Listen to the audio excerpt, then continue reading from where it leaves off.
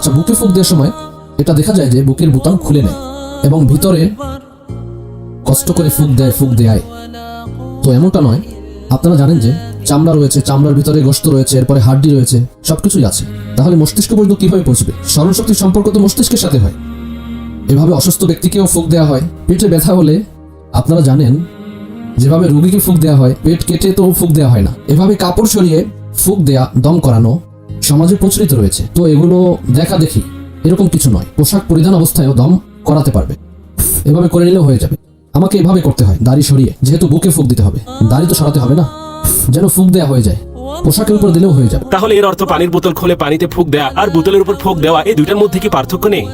জি অবশ্যই, বুঝে আসে যে বোতলে ফুক দিলেও হয়ে যাবে। মানুষ ততক্ষণ পর্যন্ত খুশি হবে না যতক্ষণ পর্যন্ত বোতলের ক্যাপ খুলে সেখানে ফুক দেয়া না হয়। কলমের উপর দম করলে কিভাবে করবে? এই কলমের কভার খুলে এর মধ্যে যে কালি রয়েছে তাতে ফুক দিব নাকি?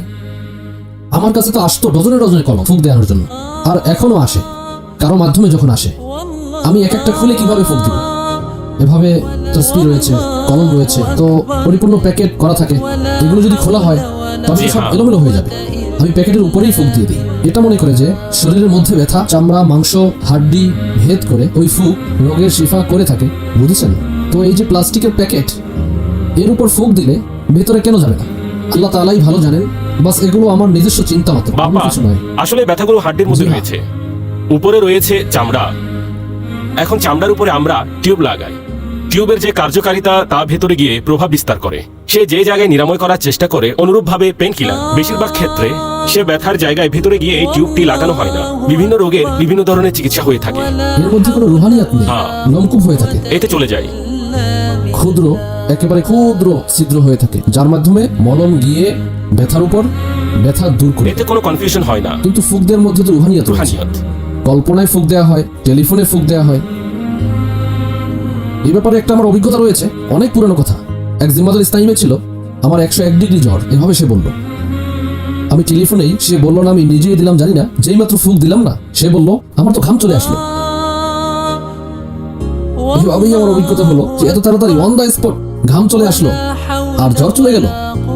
এখনো দেখি ওই ইসলামী ভাইকে, তিনি জিম্মাদার ছিল, এখনো হবে জিম্মাদার, এখন তো বৃদ্ধ হয়ে গেছে। পানিতে যেমন ফু দেওয়ার ব্যাপারে সাধারণ অবস্থায় পানিতে ফু দিতে নিষেধ করা হয়েছে, কিন্তু এখানে ওই কথা বলা হয়েছে যে যদি কোরআনুল কারীম পাঠ করে পানিতে ফুক দেওয়া হয় তাহলে ওই পানি বরকতময় পানিতে পরিণত হয়ে যাবে। তাহলে এটা কি ভালো হয় না যে কাপড় ইত্যাদির উপর থেকে ফুক দেওয়া? তো একটা হচ্ছে বক্ষ, তার উপরে কাপড়। এমনিতেও বক্ষ উপর অঙ্গকে বলা হয়, কাপড়ের উপরের এই অংশকে বক্ষ বলা হয় না। তো এমন যদি কেউ করায় তা বেশি উপকার নয়।